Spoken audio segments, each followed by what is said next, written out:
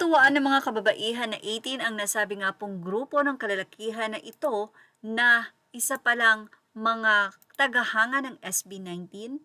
Sa kanila nga pong naging video mula kay Julio Rustan Reyes, ito po ay video noong December 28 at sinabi nila na Merry Christmas from SB19 18 fan voice to you. ESB19 yun na yan. So, puro nga sila kalalakihan at ang ilan dito ay may hawak pang photo ng mahalima. Makikita ang picture ni Josh na hawak-hawak ng isang guy. Nagkaroon naman ito ng nakakatuwang komento para sa mga fans. Nagkaroon ito ng 27 comments. Ang ilan ay sinasabi nilang galing naman mga fanboys. Kapag kayo talagang pinuntahan ng isa sa 5 banon, ako ewan ko na lang talaga ha, sinasabi ko sa inyo. Aw, ang cute nyo, ang saya. Wow naman, ang saya-saya, ha ha ha, ang dami ah.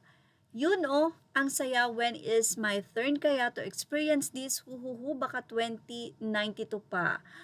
At ang ilan ay sinabi na wala na, may nanalo na as fanboy. Cutie, parang matatalo na ang fangirl sa fanboy ah, ang dami na nila. Wow, boys and fanboys, di lang girl. Hug, hooray!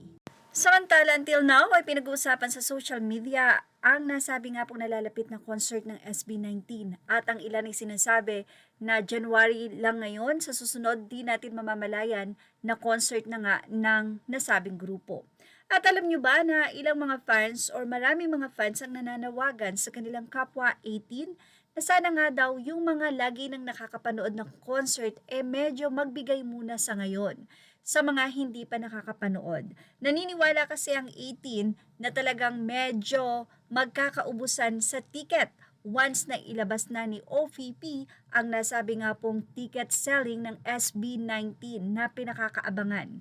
Ang isa pa nga pong kinatatakot ng mga kapwa 18 sa kanilang kapwa 18 ay yung mga mabibilis ang internet, lalong-lalo na yung nasa ibang bansa. Yung hindi nagahang, yung tipong dire-diretso, kaya naman kagad-kagad ay makukonfirm ang kanila nga pong ticket.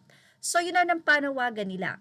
Dahil sa nasabi nga pong ilang buwan ng kanilang world tour, napakarami po talaga ang bagong 18, especially ang mga taga-Taiwan na tila magbubok din ng ticket para sa nasabi nga pong homecoming na ito.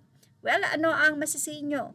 Dapat bang magbigay o magparaya muna ang mga laging nakaka-attend na 18 sa mga bagong 18? Ilagay na ang inyong opinion sa ating comment section. Images or all credit to the rightful owners. Please like, share, and subscribe. Thank you for watching Showbiz Now.